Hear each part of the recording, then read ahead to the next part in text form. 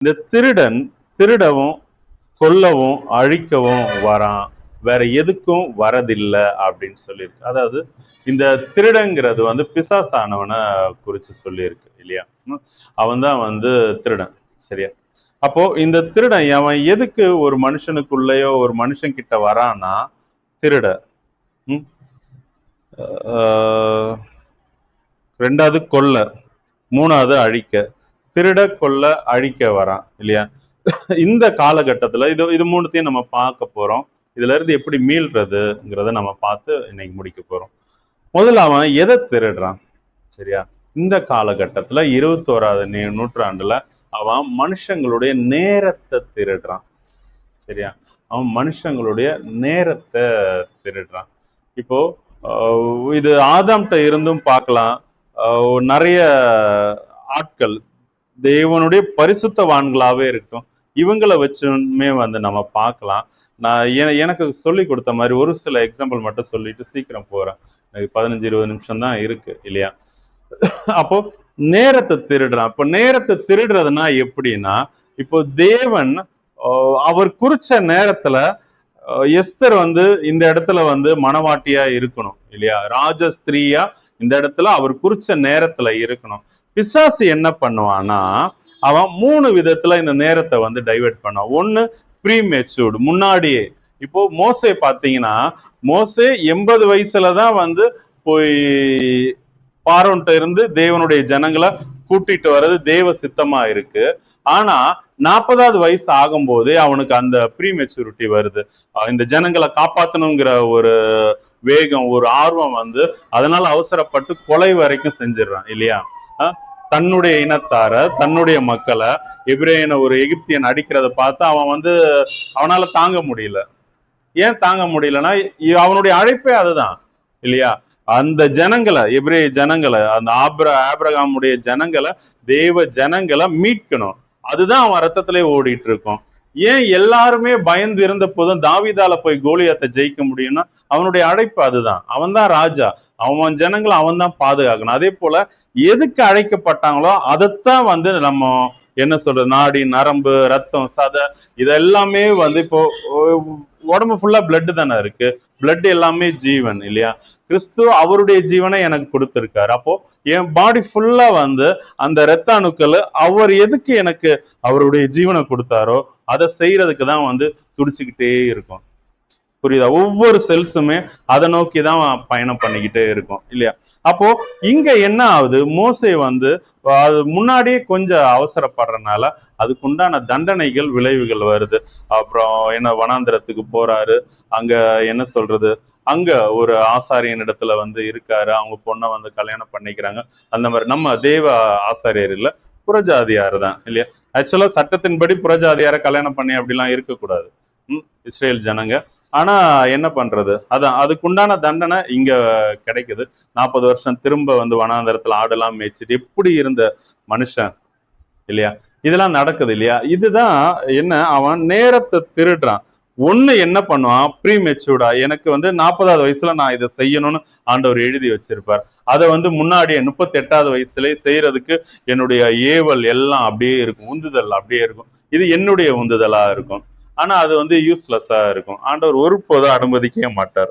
ஒரு உதாரணத்துக்கு ஊழியமா இருக்கட்டுமே, இப்ப எனக்கு 45 வயசுல வந்து அவர் வந்து என்னை கொண்டு வருவாரா இருக்கட்டும்.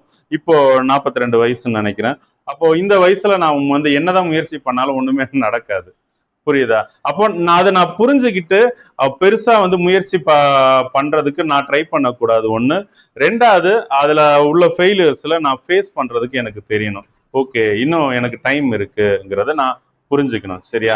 அப்போ இதன் வழியா நீங்க என்ன தெரிஞ்சுக்கணும் அப்படின்னா, பிசாசு நேரத்தை திருடுறான் இல்ல, எப்படி தேவன் நியமிச்ச நேரத்துல நியமிச்ச காரியத்தை நியமிச்ச விதத்துல செய்யாதபடிக்கு அந்த நேரத்தை அவன் வந்து வஞ்சிச்சு திருடுறான். ஓகே, முன்னாடி செய்யறான். இப்போ ரெண்டாவது அவன் எப்படி நேரத்தை திருடுறான்னா, நம்மள பிஸி ஷெடியூலா வச்சிருப்பான். ஒரு சில எனக்கு தெரிஞ்ச ஒரு அக்கா தெரியும், நல்லா படிச்சு 2 டிகிரி எல்லாம் முடிச்சாங்க. கடைசியில பார்த்தா வீட்டுல இருந்து ஆடு இல்ல மாடு கோழி இந்த மாதிரி பிள்ளைங்க அதே மாதிரி காலையில அவங்க கிச்சனுக்கு காலைல எழும்பி போனாங்கன்னா ஈவினிங் வரைக்கும் கிச்சன்லயே இருப்பாங்க. ஆனா மத்தியான சமையல் சாப்பாடுலாம் 3 மணி 4 மணி அப்படிதான் அவங்க ஹஸ்பண்ட் வந்து சாப்பிடுவாங்க. அப்போ மீனும் வீட்டுக்கு வரதே 1 மணிக்கா இருக்கும். காலையில அதான் ஃபுல் அண்ட் ஃபுல் கிச்சன்ல தான். கிச்சன் தாண்டுனா துணி துவைக்கிறது, கிளீன் பண்ற வேலை, இந்த மாதிரி ஃபுல் அண்ட் ஃபுல். இப்போ நீங்க ஒருவேளை உங்களுக்காக கூட வந்து இருக்கலாம், சரியா? அந்த சகோதரி போல ஃபுல்லாவே அதான் பிஸியாவே இருக்கும். எனக்கு தெரிஞ்ச இனி ஒரு ஒரு சிஸ்டர், ஒரு ஆன்டி, அவங்க சமீபத்துல அவங்க வீட்டுக்கு ஜெபத்துக்கு போகும்போது சொல்லியிருந்தாங்க. பழைய நல்லா முன்னாடி நல்லா ஃபயரா இருப்பாங்க. எனக்கெல்லாம் வந்து அழுது ஜெபிச்ச ஒரு ஆன்டி. அவங்களால ஜெபிக்கிற டைம் இல்லாம போயிடுச்சு. அத பேர பிள்ளைங்கள பாத்துக்க வேண்டிய கட்டாயம். பேர பிள்ளைங்க, பொண்ணு எங்கன்னா பொண்ணு வெளியூர்ல இருக்காங்க. பேர பிள்ளைங்கள பாத்துக்கிட்டு ஆகணும். கண்டிப்பா அவங்க தான் பாத்துக்கிட்டு ஆகணும். அவங்களால ஜெபிக்க முடியல. இது எல்லாம் பிசாசு பண்றது, சரியா? பேர பிள்ளைங்க வெளியூர் இருக்கிறது பிளஸ்ஸிங் கிடையாது. அது அதான் நான் தேவனிடத்துல கெட்டி சேராதபடிக்கு பிசாசு தடுக்கிறான், நேரத்தை திருடுறான். அப்போ நான் என்ன பிஸியா வச்சிருக்கான், இல்லையா? அப்போ இப்படியுமே வந்து அவன் வந்து நேரத்தை திருடுறான், சரியா? இதுல நம்ம ரொம்ப ரொம்ப ரொம்ப கேர்ஃபுல்லா இருக்கணும். அப்போ தேவனுக்கு நேரத்தை எப்படி கொடுக்கிறது? நம்ம நம்ம எல்லாருக்கும் பழக்கப்பட்டது என்ன? காலையில எழும்பி ஜெபிக்கிறது, ஈவினிங் ஃபேமிலி ப்ரேயர், அந்த மாதிரி லஞ்ச் டைம்ல ஒரு சிலர்லாம் வேலை செய்யும் போது சாப்பிட்டு முடிச்சுட்டு கொஞ்ச நேரம் ஆண்டவருக்குன்னு கொடுப்பாங்க. அப்படிதான் நேரத்தை கொடுக்கணுமா அப்படின்னு கேட்டா, இது வந்து பாரம்பரிய ஒரு சடங்கு, ஒரு ஒரு கிறிஸ்தவ வாழ்க்கையில ஒரு யாரோ வந்து எழுதி வச்ச ஒரு முறைமைன்னு சொல்லலாம். ஒரு ஆர்டர், ஒரு கிறிஸ்டியன் லைஃப்ல உள்ள ஆர்டர் அப்படி வந்து நம்ம சொல்லலாம். அது தேவன் விரும்புறது இல்ல. தேவனுக்கு அப்போ எப்படி அந்த நேரத்தை இவன் திருடுறான், இதுல இருந்து எப்படி தப்பிக்கணும்னா, நம்ம தேவனோட சஞ்சரிக்கணும். காலையில் எழும்பும் போதே தேவனுக்குன்னு சொல்லிதான் எழும்பணும். நம்ம செய்யற எல்லாமே கர்த்தருக்கு தான் செய்யணும். அவருடைய நாம மகிமைக்கு என்றுதான். இப்ப பிள்ளைங்களை கிளப்பணும்னா என்ன, பிள்ளைங்க அலுவலில் தான் மேக்சிமம் வந்து நிறைய பேர் இருக்காங்க. அப்போ எதுக்காக நம்ம சமையல் செய்யறோம் வீட்டுல இருக்கிறவங்க? அப்போ நம்ம என்ன இருதயத்துல செய்யணும்னா, இதன் வழியா தான் அவன் ஜீவன் இன்னும் அதிகமா போகுது. இல்ல ஃபுட்டு வந்து நம்ம உயிர் வாழ்றதுக்கு, இல்லையா? அப்போ அது இருந்தாதான் அவன் தேவனுடைய நாமத்தை மகிமைப்படுத்துவான். அவனோ அவளோ பிள்ளைங்களை தான் சொல்றேன், சரி? அப்ப அவங்களுக்கு நம்ம சமைச்சு கொடுக்கும்போது நம்மளுடைய இருதயம் இதனால அவன் தேவனுடைய நாம மகிமைப்படணும். ஒரு என்ன சொல்றது, மான்கால்களை போல அவன் நல்லா ஸ்ட்ரென்த்தோட ஸ்டாமினாவோட தேவனுக்குன்னு ஓடணும், தேவனுடைய காரியத்தை செய்யணும். தேவனுடைய காரியத்தைனா நீங்க ஊழியம்னு சொல்லி தப்பா நினைக்க வேண்டாம். அவனுக்குள்ள கிறிஸ்து இருக்கிறத உலகம் பார்க்கணும், இல்ல அவளுக்குள்ள கிறிஸ்து இருக்கிறத உலகம் பார்க்கணும், இல்லையா? அப்போ ஆவியின் கனி கொடுக்கணும். இவங்களை தேடி வந்து ஜனங்க வரணும். இவங்களுடைய சுபாவத்தின் வழியா நம்ம மற்றவங்கள அட்ராக்ட் பண்ணி எடுக்கணும். அப்போ அப்போ நீங்க செய்யறத, இப்போ கர்த்தருக்குன்னு சமையல் பண்றதா இருந்தாலும், வீடு கிளீன் பண்றதா இருந்தாலும், கிளீன் பண்ணும்போது இப்ப நானும் வீடு கிளீன் பண்ணியிருக்கேன். வீடு மட்டும் இல்லை, நான் ஹோட்டல் படிக்கும்போது ஹோட்டல்லாம் கிளீன் பண்ணியிருக்கேன். பாத்ரூம் எல்லாமே, வராண்டா என்ன நம்ம பெருக்கி மாப்படிச்சு கழுவுற எல்லா வேலையும் முறைப்படி வந்து எனக்கு கற்பிக்கப்பட்டது, சரியா? கிளீனிங் ஒர்க், சமையல் எல்லாமே. அப்போ கிளீன் பண்ணும்போது வந்து நீங்க வந்து ஆண்டவருக்குள்ள இருந்து கிளீன் பண்ணுங்க. ஒரு பெருக்கி மாப்படிக்கிறீங்கன்னா, ஆண்டவர் நீங்களும் இப்படி தானே என் இருதயத்தில் உள்ள அழுக்கெல்லாம் வந்து கொஞ்சம் கொஞ்சமா இது பண்ணி, ஆனா திரும்பவுமே டெய்லியுமே பெருக்கிட்டு தான் இருப்போம். அப்போ அவர் எந்த அளவுக்கு செய்யறாரு? அப்போ உங்க சாயல்ல இருக்கிற நானும் இப்படி இருக்கேன்னா, நீங்களும் வந்து இதே மாதிரிதான் என் இருதயத்துல உள்ளது எல்லாத்தையும் ஒவ்வொரு தடையுமே ரிமூவ் பண்ணிக்கிட்டே இருக்கீங்களா ஐயா, சரின்னு சொல்லி நம்ம இன்னும் பெர்ஃபெக்ஷனா செய்யறதுக்கு தானா வரும், சரி? அப்படி அந்த கிறிஸ்துவனோட நினைவுல ஒரு சமையல் செய்யறீங்கன்னா, இப்போ சமையல் குக்கு இருக்கு, இல்லையா? இப்போ ஃபுட்டு, கிறிஸ்துவனுடைய போஜனம் என்ன இருக்கு? பிதாவினுடைய சித்தத்தை செய்யறதா என்னுடைய போஜனமா இருக்கு அப்படின்னு சொல்லியிருக்கு. இப்போ நம்ம ஒரு சமையல் பண்ணணும்னா ஃபர்ஸ்ட் என்ன பண்ணுவோம்? ஒரு பொருட்களை வாங்குவோம், கழுவுவோம், கட் பண்ணுவோம், வேக வைப்போம், இல்லையா? இந்த 3 விஷயம் கண்டிப்பா இருக்கு. அப்ப நீங்க அந்த பொருட்களை, ஒரு இறைச்சியா இருந்தாலும் கறியா இருந்தாலும் சரி, வெஜிடபிளா இருந்தாலும், அதை கழுவும் போது பரிசுத்தத்தை குறித்து யோசிச்சுக்கிட்டே வந்து கழுவுங்க, சரி? அப்போ உங்க வசனம் உங்களை புடமிட்டு புடமிட்டு எப்பவுமே ஆண்டவரோட இருக்கிறதுக்கு உண்டான ஈஸியான வழியை சொல்லி கொடுக்குறேன். கழுவும் போது கழுவுறத பரிசுத்தத்தை குறித்து யோசிங்க. கட் பண்ணும்போது அவர் நம்மளை வந்து செப்பரேட் பண்ணி ஐசோலேட் பண்ணி நம்மளுக்கு சொல்லி கொடுக்குறாரு, இல்லையா? ஒவ்வொரு பிரிவை ஏற்படுத்துறார். கெட்ட ஜனங்களோட பழக விட மாட்டார், பேச விட மாட்டார். நமக்கே பிடிச்சிருந்தாலும் அவரே பிரிச்சு விட்டுருவார், இல்லையா? அப்ப தேவன் பிரிக்கிறது அதை குறிச்சு வந்து யோசிச்சுட்டு இருங்க. அப்போ அதுக்கடுத்து வேக வைக்கிறது வந்து நம்மளை புடம் விடுறது, இல்லையா? நம்மளை பக்குவப்படுத்துறது. ஆக்சுவலா அந்த சமையலுடைய வார்த்தைக்கு உண்டான அர்த்தமே அது ஒரு சமஸ்கிருத மொழியில இருந்து தான் வந்தது. அதுக்கு பேர் பக்குவப்படுத்துதல் அப்படின்னு தான் பேர். அதுக்கு பேர் தான் சமையல் அறை. இங்கிலீஷ்ல குசைன்னு சொல்லுவான். நம்ம அந்த அறைய கிச்சன் அப்படின்னு சொல்றோம் இங்கிலீஷ்ல. அதுக்கு பேர் அந்த சமையல் இது குசைன் அப்படின்னு சொல்லுவோம். அதான் அந்த வார்த்தை வந்து உண்டான அர்த்தம் பக்குவப்படுத்துதல் அப்படின்ட்டு. அப்போ ஃபுட்டை பக்குவப்படுத்துறோம் எதுக்கு?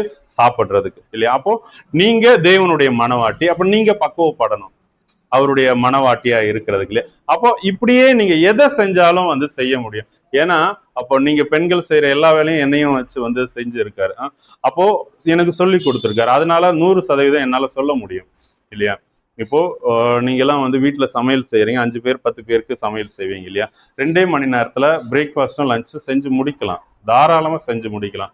இப்போ என்ன கொண்டு 55 60 பேருக்கு வந்து இதோ இங்க இருக்கிற கல்லறைக்கல்ல வேலை செய்யற மெஸ்ல இருக்க பசங்களுக்கு செய்ய வச்ச 2 மணி நேரம் தான்.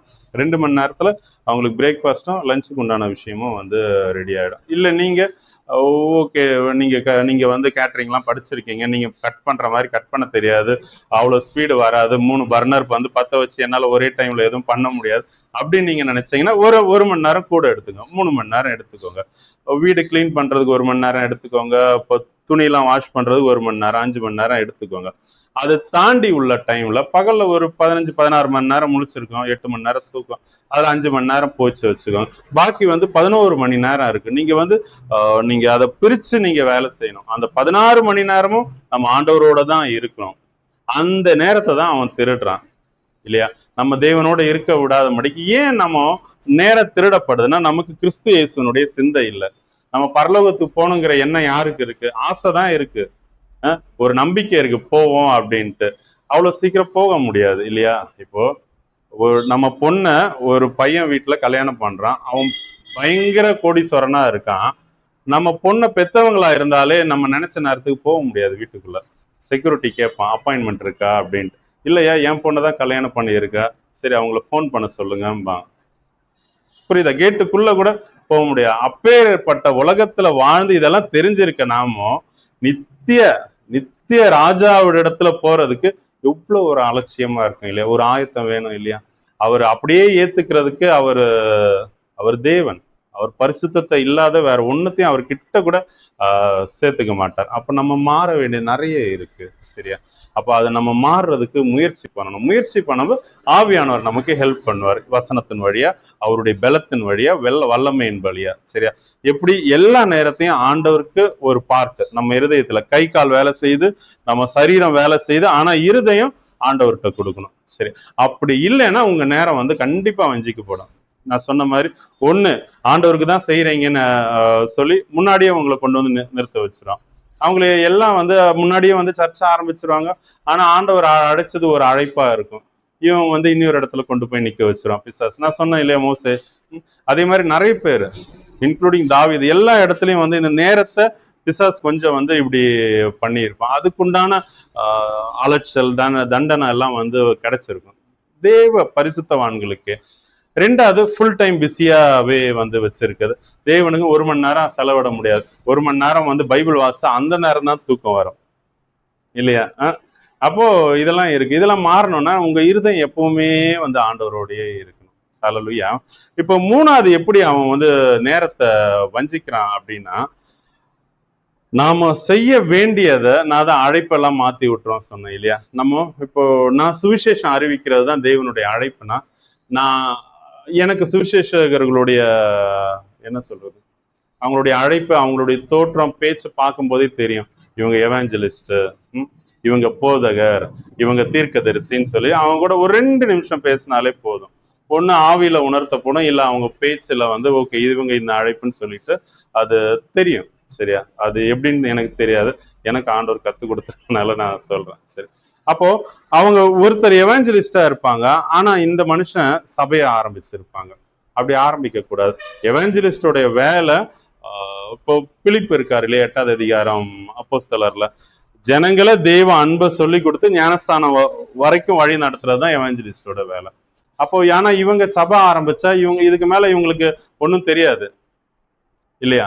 இப்போ 5வது படிக்கிறவனுக்கு அவ்வளவுதான் தெரியும். இப்போ எவாஞ்சலிஸ்டுக்கு அவ்வளவுதான் தெரியும். இதுக்கப்புறம் வந்து அவங்களுக்கு தெரியாது எப்படி மாறுபாடா ஆன சந்ததியா பிரித்தெடுக்கப்பட்டு உலகத்துக்கு ஒத்த வேஷம் தரிக்காம வாழணும்னு தெரியாது. எவாஞ்சலிஸ்டுக்கு தெரிஞ்சது யூதனுக்கு யூதனாகவும் கிரேக்கனுக்கு கிரேக்கனாகவும் எந்த ஜனத்தோட போனாலும் அவங்கள ஒருத்தரா மிங்கிலாய் அவங்க அந்த ஜனத்தை வந்து மாத்துறதுக்கு அவங்க முடியும். எப்பேற்பட்ட ஜனங்கள்ட்டையும் பேசி பழக முடியும். அது வெளியில நடக்கிறது. சர்ச்சுக்குள்ள அப்படி இல்லை, ஒரே ஆட்கள் தான் வருவாங்க. நம்ம எல்லாம் தெரிஞ்சாலும் ஒரே ஆள் தானே வந்துட்டு இருக்கோம் நம்ம. அப்போ உங்களுக்கு என்ன சொல்லி கொடுக்கணும்? நீங்க இன்னும் மாறணும், இன்னும் வளரணும். அப்போ அதுக்குண்டான போதனைகள் இவங்களுக்கு தெரியாது. அப்போ இவங்க சபை ஆரம்பிச்சா வந்து அதான் அதுல இருக்கிற ஜனங்க வளர மாட்டாங்க. இப்ப தீர்க்கதரிசிகள் சபை ஆரம்பிப்பாங்க. அவங்களுக்கு அது என்ன வெட்டு ஒண்ணு துண்டு ஒண்ணுன்னு பேசதான் தெரியும். அவங்க வந்து இந்த என்ன சொல்றது, செப்பனிடுற வேலை, அந்த தேவையில்லாத கலைகள், தேவையில்லாத விஷயத்தெல்லாம் சரி பண்ற வேலை. அவ்வளவுதான். ஆனா அவங்கள வளர்த்தி விடுறதுக்கு தீர்க்கதரிசியெல்லாம் முடியாது.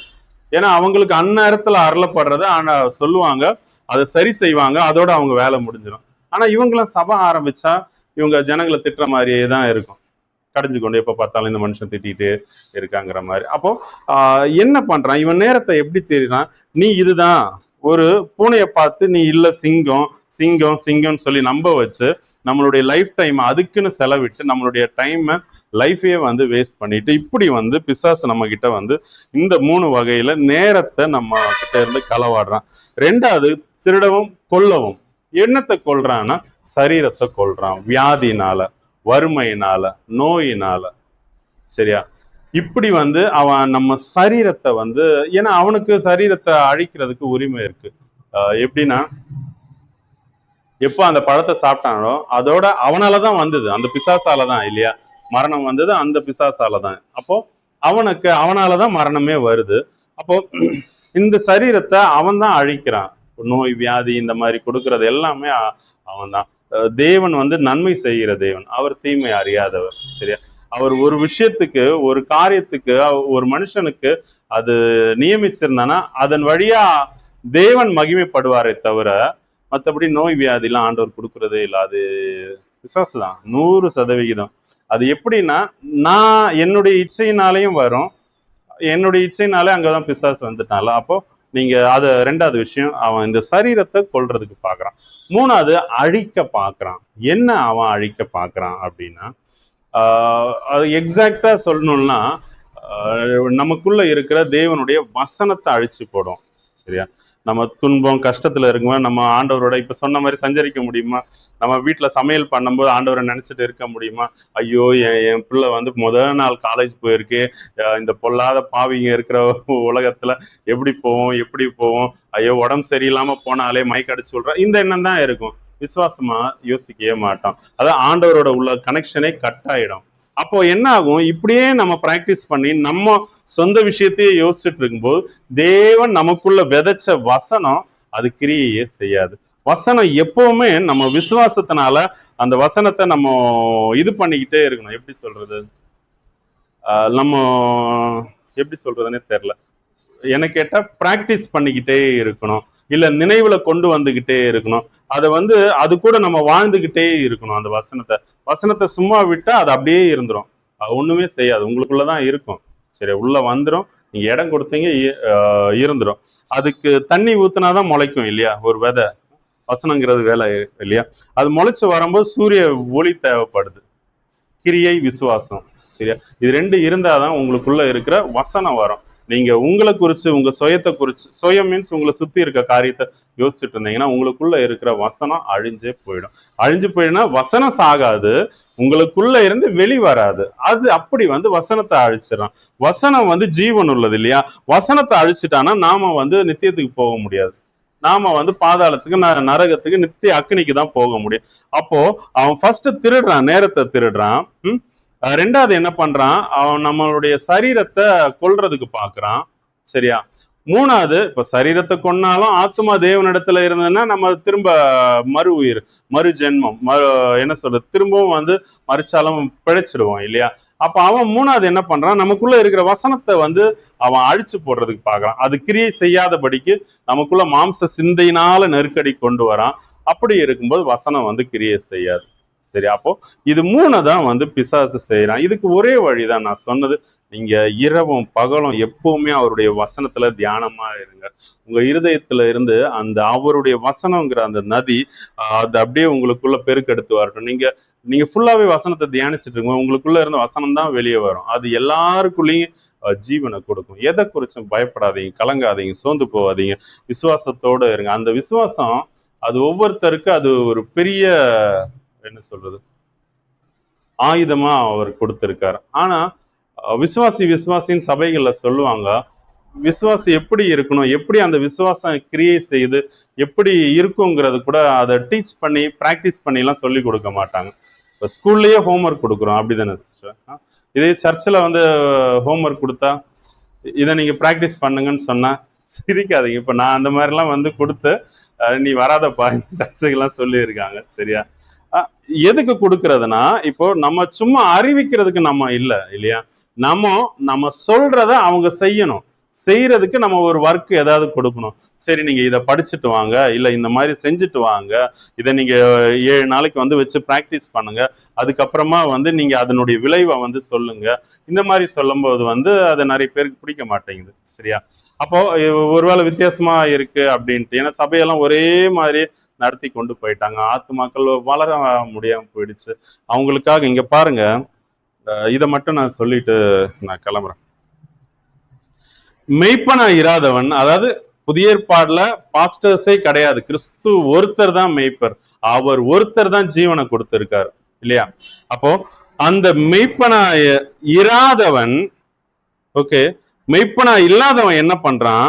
ஆடுகள் அவனுக்கு சொந்தம் கிடையாது, மெய்ப்பனுக்கு தான் சொந்தம் இல்லையா? கிறிஸ்து இயேசுக்கு தான் சொந்தம். கிறிஸ்து இயேசு அது தமக்காக இல்லாம பிதாவுக்காக அதை வச்சிருக்காரு.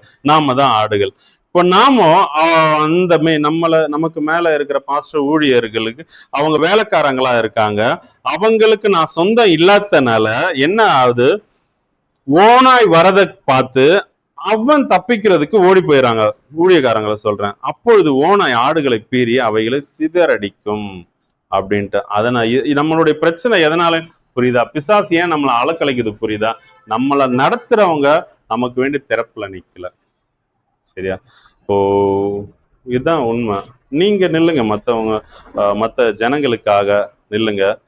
வேறையும் வசனம் உண்டு, ஆனா இது போதும். சரியா? அளவு சாப்பாடு நல்லா இருக்கும்.